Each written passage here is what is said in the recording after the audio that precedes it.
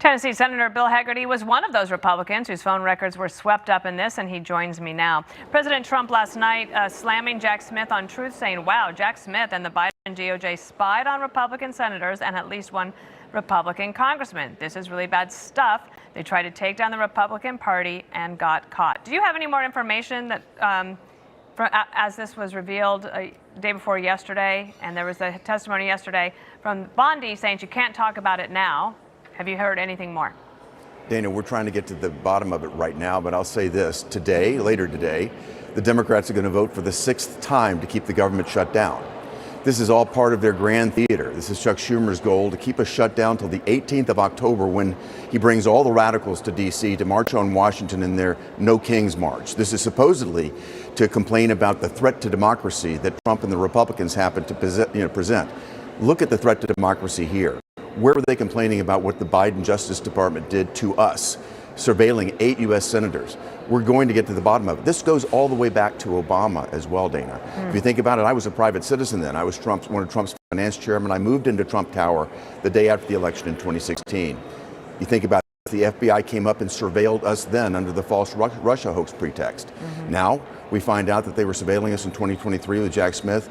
I think the American people can see right through this. The real threat to democracy are Chuck Schumer and the Democrats. They're projecting this, and they're having this march, and they're going to keep the government shut down at a cost of $400 million a day. We're already at $3.2 billion and counting, just so Chuck Schumer can create this theater. It's a farce, and we've got to stop all of it. Let me know if I heard this correctly from Senator Coons, a Democrat. He seems concerned about it as well. Listen.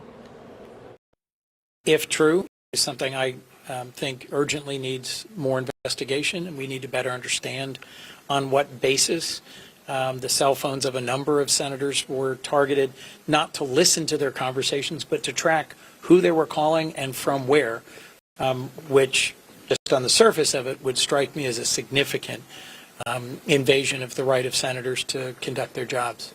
So this is something I think needs urgent follow-up. Could this be an actually like a bipartisan agreement in the Senate? Dana, you would think this could be a real turning point because of the constitutional implications of what you just discussed, what you just revealed. You have the executive branch snooping on the legislative branch, but the partisanship here is so bad. Again, Schumer's willing to shut down the government, inflict massive pain on the American people just for his partisan purposes. So, I wish we could get there, but the fact is that they're not willing to call out the Obama administration and the Biden administration for what they did and somehow project those practices onto the Trump administration and onto us Republicans. I can assure you that the 8 senators and the congressmen that have been listed that were surveilled, it had nothing to do with any sort of criminal activity or a threat to democracy. It was the Democrats going after President Trump's allies. Those of us that stood with him, again, I've been with him since being his finance chairman as a private citizen, serving in his administration in the first term, and now as a U.S. Senator.